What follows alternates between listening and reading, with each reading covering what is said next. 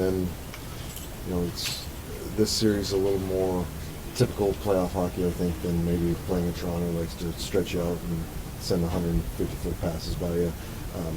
But it's a man's game. It's more will than skill, and after you're able to will it to the scoring area, then the skill play takes over. But it's been a heck of a series so far. Expect it to continue to.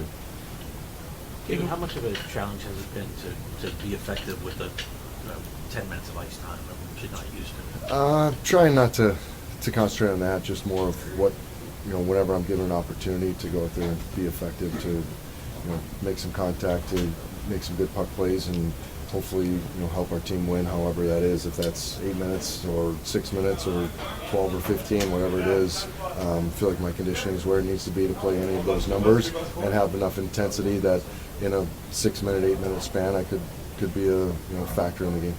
What does it mean to have a chance to play with the third round, to have a chance to win a game and get there?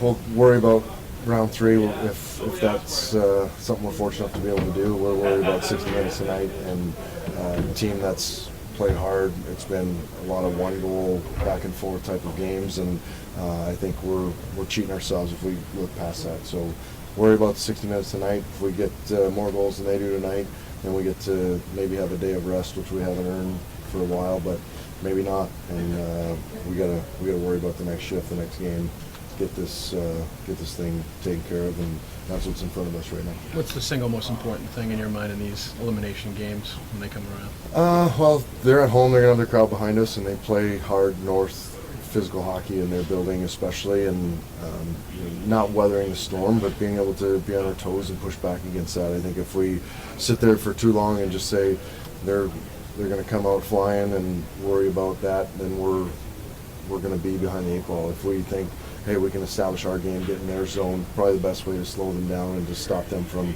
occupying our zone. So that needs to be our mindset right from the get-go. And if we're there for the start of the game, it's a dead heat with these two teams, and we've shown it for 5 games. It's going to be a 6-1 tonight. It's probably going to be a close 1-goal game, maybe 2 with an empty netter, and that's the kind of game we're ready to play. David, their crowd is very active, and I know you guys are never going to acknowledge it, but is there no better satisfaction than knowing you got a chance to shut the lights out here?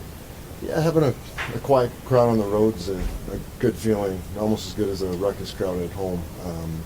Chiropractors are probably in good business here with everyone standing for so long, but good for them as well.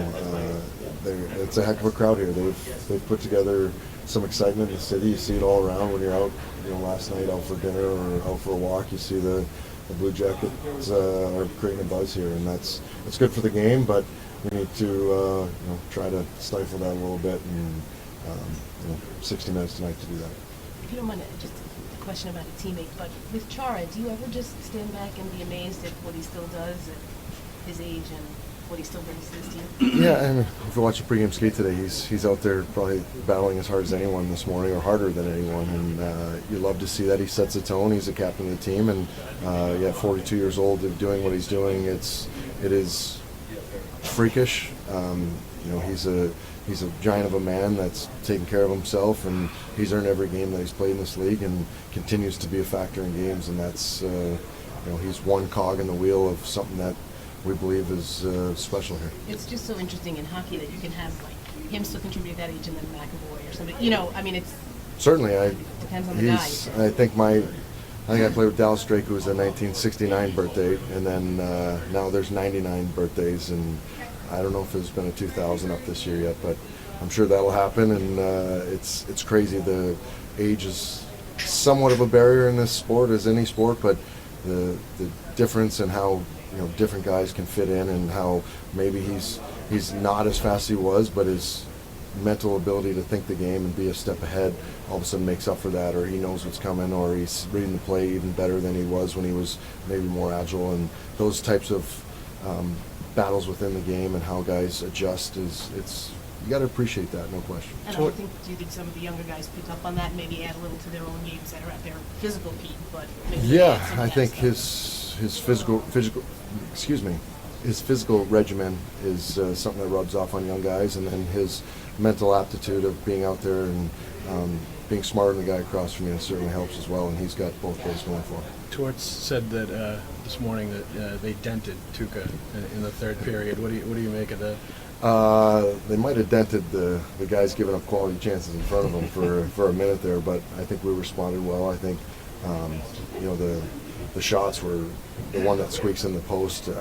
I still haven't seen video that shows that's in, but the shot from the goal line that's right under the bar, that was a heck of a shot. The one-timer that's right inside the elbow, that's a heck of a shot. I don't know if that's on Tuukka at all. That's more on the guys in front of him, and we'll take that blame. And I think Tuukka's been rock solid for us for the whole series, the whole playoffs, the whole year.